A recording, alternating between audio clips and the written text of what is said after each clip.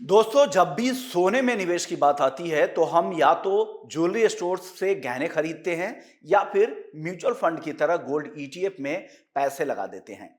लेकिन क्या आपने कभी गोल्ड ईजीआर यानी इलेक्ट्रॉनिक गोल्ड रसीद के बारे में सुना है?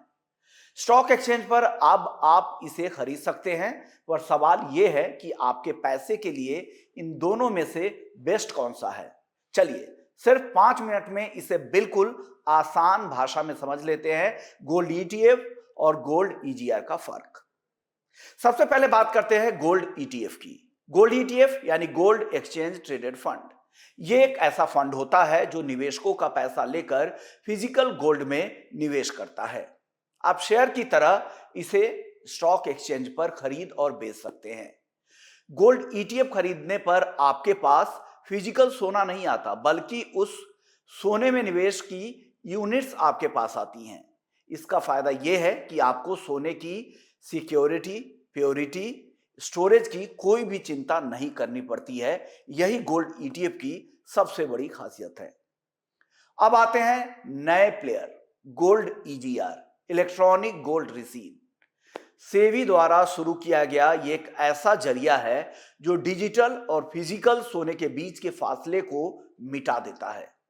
जब आप एक्सचेंज पर ईजीआर खरीदते हैं तो आपको एक इलेक्ट्रॉनिक रसीद मिलती है, लेकिन ट्विस्ट ये है कि इस रसीद के बदले तिजोरी यानी वॉल्ट में सचमुच का फिजिकल सोना आपके नाम पर रख दिया जाता है।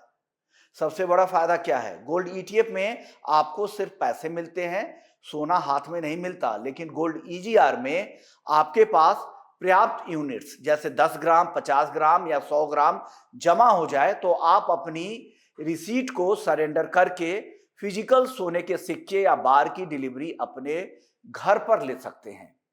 यहां पर सबसे बड़ा फर्क है ओनरशिप का। गोल्ड ईटीएफ में आप फंड की यूनिट्स खरीदते हैं, जबकि गोल्ड ईजीआर में आपके पास सीधे सोने का इलेक्ट्रॉनिक रिप्रेजेंटेटिव होता है। दूसरे शब्दों में कहे तो ईटीएफ में आप गोल्ड फंड के निवेशक होते हैं, जबकि ईजीआर में आप सोने के मालिक माने जाते हैं। ईजीआर में मैनेजमेंट फीस भी नहीं होती, पर वॉल्ट का स्टोरेज चार्ज और डिलीवरी लेते वक्त जीएसटी आपको देना पड़ेगा। गोल्ड ईटीएफ में फंड मैनेजमेंट चार्जेज यानी एक्सपेंस रेशियो लगता है। यह हर साल आपके रिटर्न को कम करता है। वहीं गोल्ड ईजीआर में एक्सपेंस रेशियो नहीं होता है, यानी यहां पर एक्सपेंस रेशियो नहीं है, लेकिन वॉल्टिंग और अन्य ऑपरेशनल चार्जेस लगाए जा सकते हैं। इसलिए लंबी अवधि में ईजीआर का खर्च कुछ मामलों में ईटीएफ के मुकाबले कम हो सकता है। अब बात करते हैं लिक्विडिटी की कि किसमें ज्यादा लिक्विडिटी है।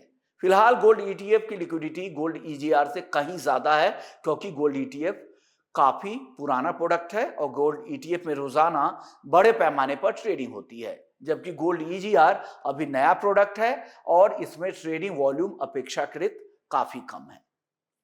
इसलिए खरीद बिक्री के लिहाज से ईटीएफ फिलहाल ज्यादा लिक्विड है, ज्यादा सुविधाजनक माना जाता है। चलिए अब दूसरे पहलू की बात करते हैं।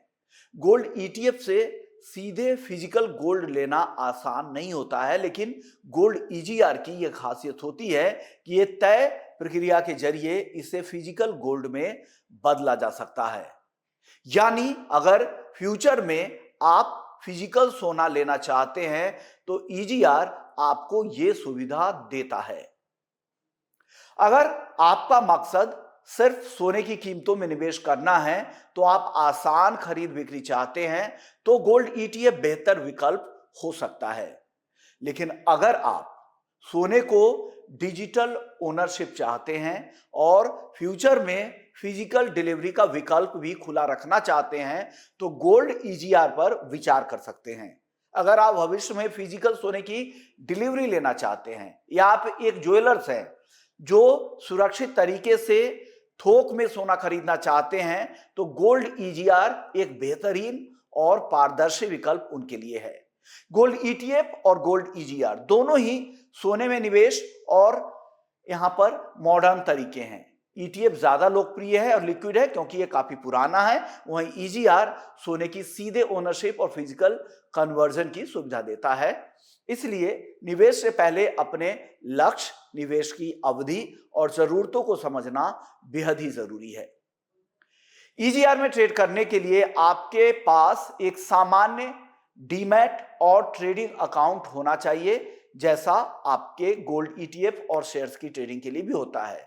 अपने ट्रेडिंग ऐप के सर्च बार में जाए और गोल्ड ईजीआर या एक्सचेंज पर लिस्टेड खास गोल्ड टोकन जैसे गोल्ड 1 ग्राम, 10 ग्राम, 100 ग्राम के डिनोमिनेशन को सर्च करें। जैसे आप शेयर खरीदते हैं वैसे ही मार्केट प्राइस या लिमिट प्राइस सेट करके बाई पर क्लिक करें। खरीदते ही ये आपके डीमैट अकाउंट में क्रेडिट हो जाएगा। जब बेचना हो तो साधारण शेयर्स की तरह ही इसे सेल भी कर दे। आप गोल्ड ईजीआर को जितने समय के लिए चाहे लाइफ लॉन्ग अपने डीमैट अकाउंट में भी होल्ड करके रख सकते हैं। इसकी कोई एक्सपायरी डेट फ्यूचर और ऑप्शंस मार्केट की तरह नहीं होती है। हालांकि लंबे समय तक होल्ड करने के दौरान आपको एक जरूरी बात का ध्यान रखना होगा। वो जरूरी बात है स्टोरेज चार्ज यानी वॉल्ट के चार्जेस।